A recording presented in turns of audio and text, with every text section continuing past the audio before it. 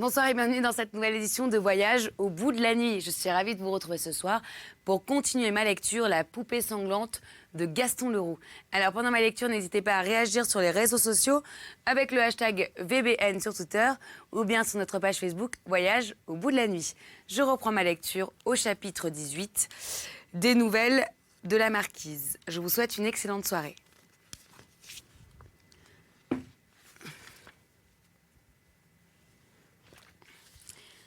Ma chère Christine, je vous écris parce que je n'ai plus d'espérance qu'en vous et en monsieur Bénédicte Masson, espérance bien faible hélas.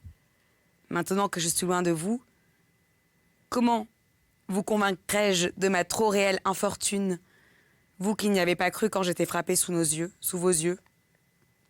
Non, Christine, ce n'est pas une folle qui vous écrit, ce n'est pas une mononame qui se meurt d'une idée fixe comme vous l'avez pensé longtemps, comme vous le pensez sûrement encore, sans quoi vous ne m'eussiez pas laissé partir. Vous ne m'eussiez pas, vous et monsieur Bénédicte Masson, abandonné à mon bourreau.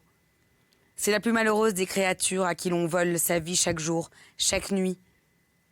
Goutte à goutte, c'est la victime d'un monstre qui a déjà dévoré les générations et qui vient chercher sa nourriture dans les veines épuisées par son insatiable morsure. Ah, ne souriez pas, Christine, comme je vous ai vu déjà si tristement sourire. Pourquoi ne pas me croire, vous qui m'avez vu? Pourquoi ne pas accepter mon mourant témoignage? Ce mot de vampire, quand je le prononçais pour la première fois devant vous, n'évoquait qu'un vague fantôme né de mon imagination malade. Et pourtant, il était là entre nous, en chair et en os. Christine, cela a existé les vampires. J'admets qu'ils aient disparu peu à peu de la surface de la terre, poursuivis, traqués jusqu'au fond de leurs funèbres repères. Mais pourquoi ne voudriez-vous pas qu'au moins l'un d'entre eux ait survécu à cette race maudite? Quelquefois, les matelots qui reviennent des mers lointaines nous racontent qu'ils ont soudain vu sortir du sein des flots les replis formidables de ces monstres qui, au témoignage de l'histoire naturelle, peuplaient la mer au premier temps du monde. Le serpent de la baie d'Alon est peut-être le dernier de cette espèce redoutable, comme celui que vous savez est peut-être le dernier vampire vomi parmi les tombeaux. Son tombeau vide d'où il est sorti il y a plus de 200 ans pour se repaître du sang des vivants. J'ai voulu le voir, je l'ai vu, j'en ai soulevé la pierre, guidé par un homme, par le plus humble des hommes, à qui mon sort a inspiré quelque pitié, et qui, en cachette, vous fait parvenir ces lettres. Je suis descendu dans la crypte mortuaire de la chapelle de Coulteret, dont cet homme est le gardien. Là sont les tombeaux de la famille. Le premier de la seconde rangée à droite, c'est celui-là. Sigy, Louis-Jean-Marie Chrysostome, marquis de Coulteret, premier écuyer de Sa Majesté. Et une plaque sous la date où l'on trouve cette mention. Les restes de Jean-Louis-Marie Chrysostome ont été dispersés en 1973 par la Révolution. Dispersés? Je sais où ils sont, moi, les restes de Jean-Louis-Marie Chrysostome. Et vous aussi, Christine, qui ne me croyez pas, vous le saurez un jour. Ils se portent fort bien. Quelle vision que cette crypte, cette tombe vide m'attire. Quelque chose me dit qu'une nuit, je me réveillerai sous cette pierre et que moi aussi, à mon tour, je me lèverai. Pas le fantôme qui cherchera sa vie. Qu'un pareil destin me soit épargné, Seigneur. Vous savez à quel prix. Christine, vous savez ce que l'on doit faire de nos cadavres pour qu'ils ne soient plus redoutables après la mort. Qu'au moins mon tour n'en cesse avec ma vie. Sangor m'a promis de ne point m'épargner quand je serai morte. Moi, morte, il n'a aucune raison de me tromper. Et puis ce sera son intérêt, ce dernier geste qui me libérera à jamais des horribles festins de la terre. Je me suis arrangée pour cela. Vous allez me croire plus folle que jamais. Christine, j'espère avoir bientôt l'occasion de vous convaincre de ce qui se passe par ici. De vous fournir une preuve décisive, irréfutable. Et alors, vous accourez, n'est-ce pas, vous et Bénédicte Masson? Vous me sauverez, s'il en est temps encore. Le marquis ne me quitte plus. Depuis que je ne suis plus qu'un souffle, jamais il ne m'a autant aimé. C'en est fini de cette liberté relative dont je jouissais encore à Paris. Il a renoncé à m'abuser sur la nature de son mortel amour. Il ne cherche plus à tromper personne, à me faire croire à moitié, à moi-même que je ne suis qu'une malade. C'est fini cette étape-là. Je suis prisonnière de l'époux qui me dévore. Ses lèvres ne me quitteront que lorsque j'aurai rendu le dernier soupir. Le voilà bien tranquille pour boire sans remords le sang pâle que l'ingéniosité diabolique de Saïb Khan parvient encore à faire couler dans mes veines. Je ne sais comment je puis encore me traîner. Ce médecin hindou ressusciterait les morts. Christine, je vais vous dire comment j'ai voulu profiter des forces. Je ne sais par quel sortilège il m'avait redonné pour m'échapper au cours du dernier voyage. Mais assez pour aujourd'hui. Assez. Ils viennent, je les entends, ils entrent de la promenade et ils viennent prendre des nouvelles de ma santé. Sing Sing leur ouvre déjà la porte. Deuxième lettre. Ma chère Christine, vous savez comment on m'a fait quitter Paris à la suite de quelle scène entrevue par vous et Bénédicte Masson? On ne comptait pas sur vous. Je puis vous l'affirmer, on se croyait seul à l'hôtel. Quand vous êtes accouru à mes cris, quand vous avez pénétré dans cette chambre, où je n'étais déjà sa proie, me débattant vainement contre sa morsure, sa figure penchée sur moi, et qu'envahissait déjà l'ivresse de sa passion du sang, de mon sang, sa figure est devenue terrible.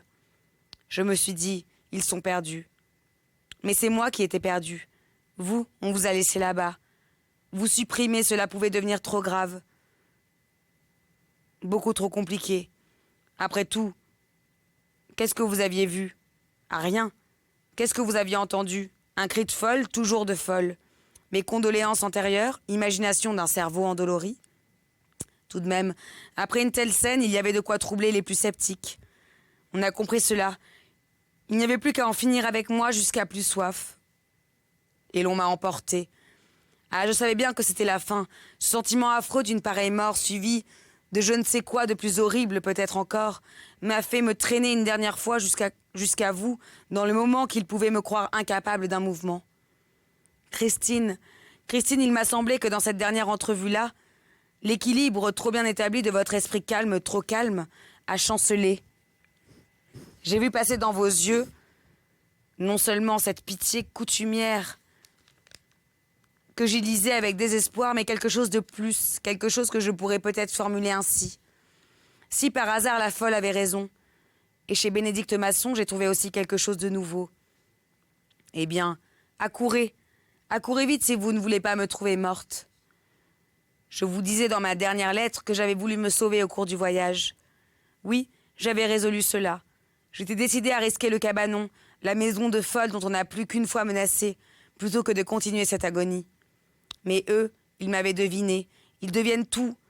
Sangor, Sing Sing deviennent tous les gestes que je vais faire. Saïb Khan, qui était du voyage, comme vous pensez bien, devine toutes mes pensées.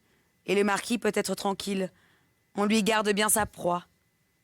Tout de même, j'ai tenté l'impossible aventure. Dans l'auto, je ne pouvais rien espérer. Nous étions encore dans Paris que cette auto se transformait en cage de fer. Les volets se rabattaient sur les rideaux. Je pouvais crier là-dedans, mais je ne crierai pas. J'attendis une occasion. Elle se présenta. À l'aurore, nous eûmes une panne. Il fallait travailler à la voiture.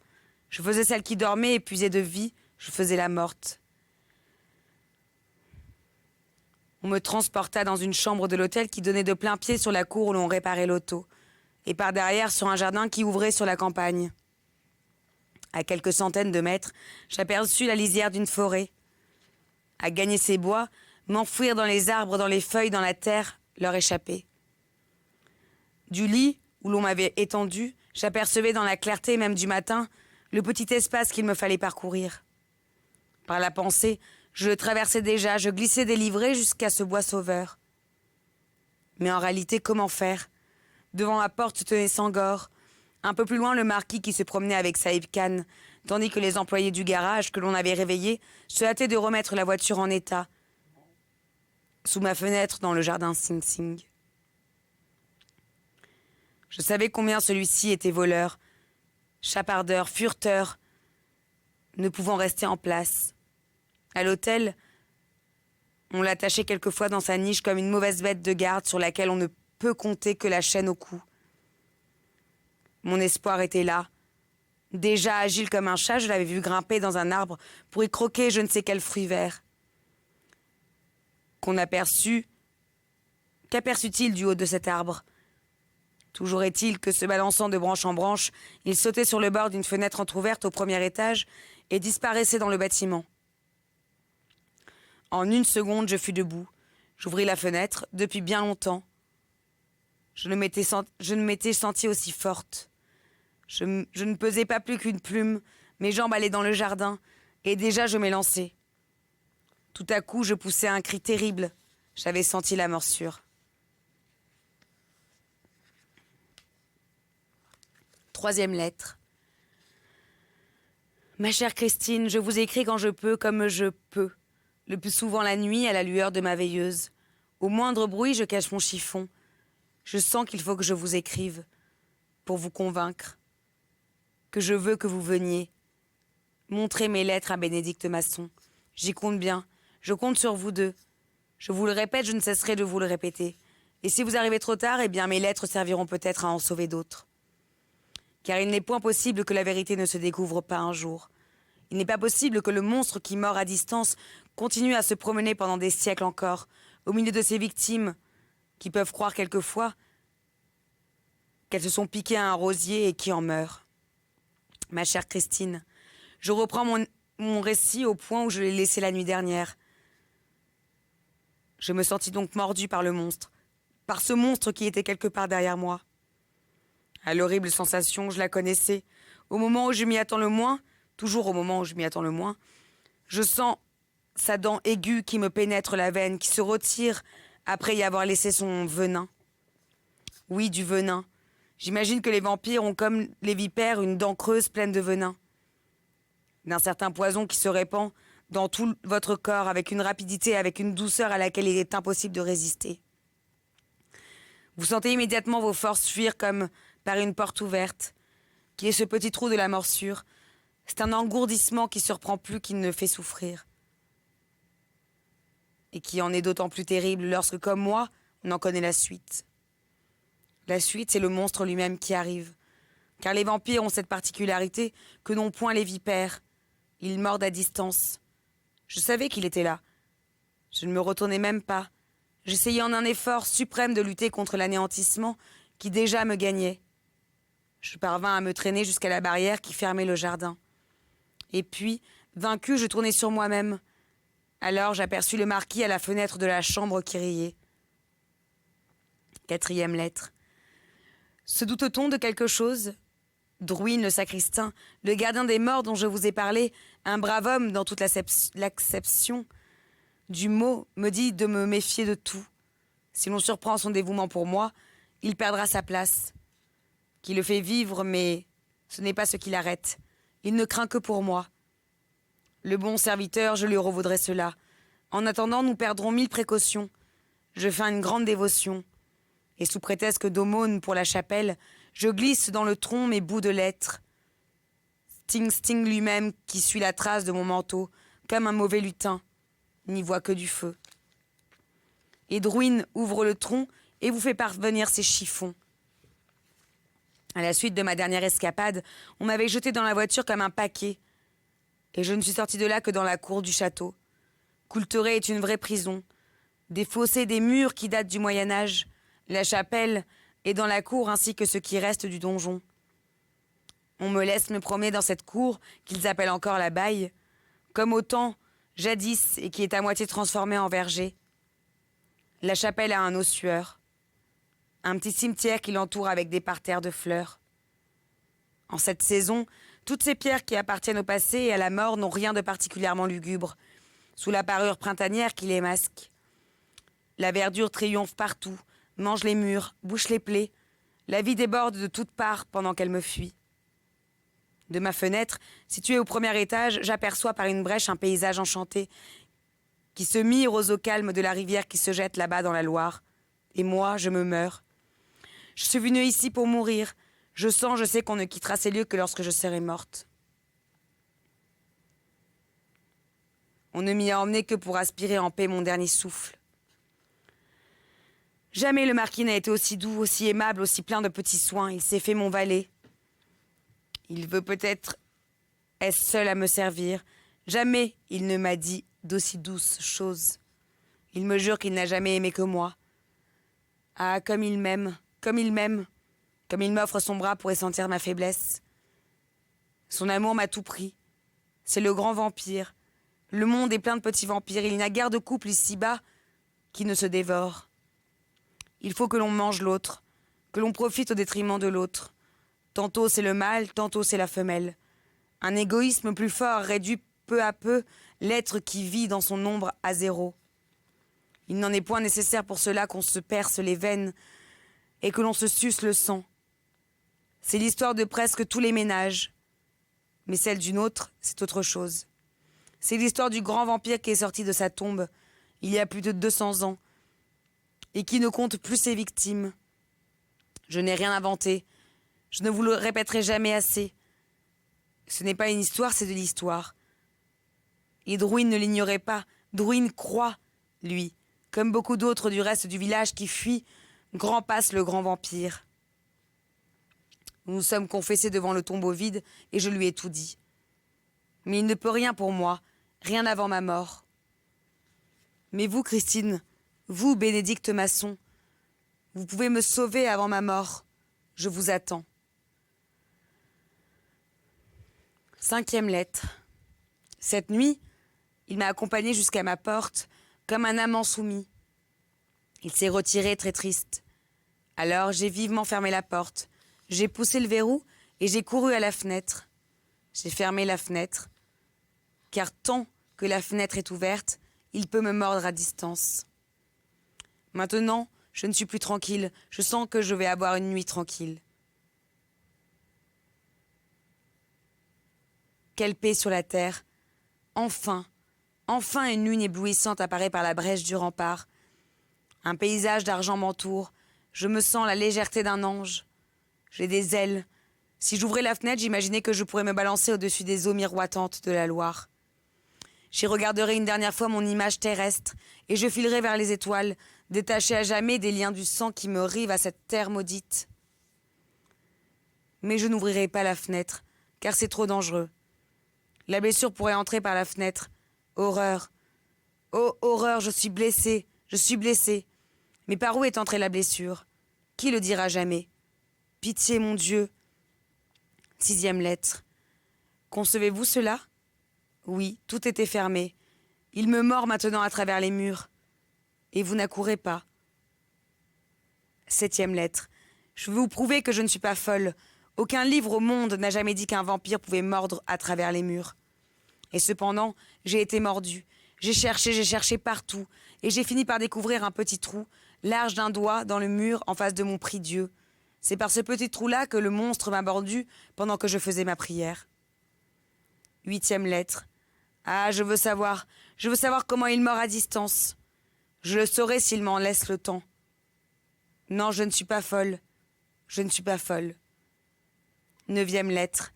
Horreur de sa bouche ensanglantée quand elle quitte ma veine inépuisable et qu'il relève son front de démon indien pour me dire « Je t'aime ». 10e lettre. Ainsi, aimer les démons indiens, les asuras domestiqués par Saïd Khan, les premiers vampires du monde connu? Non, loin de Bénarès, dans une île du Gange, il y en a un, cimetière plein de leurs victimes sacrées, le grand vampire européen devait rendre visite à ses ancêtres. Et là, il a connu Saïd Khan, qui est un médecin très moderne. Ce qui ne l'empêche pas d'être en communication directe avec les asuras. Aux Indes, c'était un fait que personne ne mettait en doute et qui faisait du reste de sa réputation. Moi, j'en riais. Je le traitais de charlatan. Je ne croyais pas aux vampires dans ce temps-là. J'avais tort. J'ai eu le temps de m'instruire depuis et je voudrais bien instruire les autres qui en doutent encore. Mais je sens que la preuve va venir. J'ai autant de lucidité qu'un Sherlock Holmes se croyait moi. Et il en faut pour une enquête pareille. Mais je veux savoir comment il mord de loin. 11e lettre. Hier, j'ai presque touché la preuve que je ne suis pas folle. 12e et dernière lettre. J'ai la preuve, je vous l'envoie, et maintenant écoutez. Accourez, car il va me tuer si je ne meurs pas assez vite. À ce dernier griffonnage que lui apporta la poste, un petit paquet recommandé était joint. dont Christine fit sauter les cachets avec une angoisse, une inquiétude dont elle ne se défendait plus. Chapitre 19. La preuve. La mère Langlois, la femme de ménage que par politique les Norbert avaient reprise à leur service, a raconté et même déposé depuis. C'était la tournée de 10 heures du matin que le facteur des objets recommandait à apporter la petite boîte à mademoiselle Christine, qui a signé sur le registre. Mademoiselle Christine était seule dans la boutique. Je dois dire, du reste, que depuis 2 jours, je n'avais vu qu'elle. Elle restait là pour répondre aux clients quand par hasard elle s'en présentait, ce qui était plutôt rare. Elle paraissait très agitée, tourmentée. Elle aurait bien voulu, vis-à-vis de moi, tenir le coup. Mais on ne trompe pas la mère Langlois. Ses grands airs ne portaient plus. Je voyais bien qu'il y avait quelque chose qui ne marchait pas. Et ça n'était pas difficile de deviner qu'il s'agissait encore du cousin Gabriel. Car maintenant, ils étaient tous parents dans cette maison-là. Le cousin Jacques, le cousin Gabriel. On ne me cachait plus que le cousin Gabriel habitait la maison et qu'il était très malade, qu'il avait fallu lui faire une opération de toute urgence et qu'on ignorait encore comment tout cela se terminerait malgré la science et le savoir-faire du carabin qui passait près de lui ses jours et ses nuits. Mon Dieu, m'en avait-on donné des détails sur le cousin Gabriel? Que c'était le fils d'une sœur aînée du vieux Norbert? Qu'il m'avait condamné par tous les médecins, qu'on tentait l'impossible pour le sauver? Au fond, moi je m'en fichais qu'ils aient le cousin Gabriel ou non à la maison. Mon ouvrage n'en était pas augmenté. C'était le principal. Le malade restait enfermé au rez-de-chaussée de l'appartement du fond du jardin dans lequel je ne pénétrais jamais. C'est tout juste si de temps à autre on ouvrait les persiennes et un peu les fenêtres pour donner de l'air. Un jour, j'avais aperçu sous un drap le corps d'un homme étendu avec une figure tournée de mon côté qui n'avait pas l'air à la noce. Il me regardait de ses yeux fixes comme si je lui devais quelque chose. Sûr, il n'en menait pas large. Pour être malade, cet homme-là est malade, que je me dis. Mais qu'est-ce qui a bien pu l'arranger comme ça? Je l'ai vu autrefois, beau gars et dispo du temps qu'on ne me parlait pas, du temps qu'on le cachait à tout le monde. Je vous le dis entre vous, je pensais bien qu'il y avait eu du drame là-dessous. Mais à chacun ses misères. Il faut bien que le pauvre monde vive. Motus, que je me dis. Ils sont capables de me rejeter sur le pavé, et je me suis remise à la besogne comme si de rien n'était. Quand la Christine me racontait quelque chose, j'empochais avec un air bête. Ça ne m'empêchait pas de penser: toi, ma belle, t'as pas la conscience tranquille. Pour en revenir à l'affaire de la boîte, je vous disais donc que mademoiselle était seule dans la boutique quand elle l'a ouverte. Moi, j'étais dans la salle à manger, je voyais bien ce qui se passait dans la boutique par la porte entrouverte, mais je ne voyais pas dans la boîte. Mais elle avait déjà les yeux dedans. Ce qu'elle regardait, c'est rien de le dire. Elle s'est approchée de la fenêtre, elle a soulevé un objet qui était entortillé de fils d'argent et qui avait quasi la forme d'un pistolet. Elle semblait n'y rien comprendre. Elle a tout replacé dans la boîte. Après un moment d'hésitation, elle a ouvert la porte du jardin et s'est dirigée vers le bâtiment du fond que le vieux Norbert et M. Cotentin ne quittaient quasi plus. Et elle est allée frapper à la porte du laboratoire. Le vieux Norbert est sorti sur le seuil. Il avait les cheveux ébouriffés, comme je ne lui avais jamais vu. Les yeux lui sortaient de la tête. « Quoi? Qu'est-ce que tu veux encore? Tu sais bien que nous ne voulons pas de toi. Tu es trop nerveuse. Laisse-nous tranquilles. » Il avait l'air furieux. « Écoute, papa, » lui dit l'autre, « j'ai encore reçu une lettre de cette malheureuse. »« Oh, fiche-nous la paix avec ta vieille folle !» Mais l'autre insistait. « Et puis un objet recommandé que je voudrais montrer à Jacques. »« Tu ne veux tout de même pas que je dérange Jacques? Dis-lui qu'elle m'a envoyé la preuve. Ou l'épreuve, je ne sais plus. » Mais le vieux Norbert, impatient, ne fit que hausser les épaules et lui referma la porte sur le nez. Moi, je ne comprenais rien à ce qui se passait. Moi, je voyais bien qu'on n'était pas à la rigolade dans la maison et j'étais sur des charbons ardents. Mademoiselle, toujours en regardant dans sa petite boîte, se laissa tomber sur une chaise dans le jardin. Elle n'y était pas depuis 5 minutes que le carabin la rejoignait. Et c'est ainsi que se termine ma lecture pour ce soir. J'espère que vous avez apprécié ce moment. Je vous retrouve tout de suite pour la suite du chapitre. de La poupée sanglante de Gaston Leroux. Très bonne nuit si vous vous couchez et très bonne journée si vous vous levez.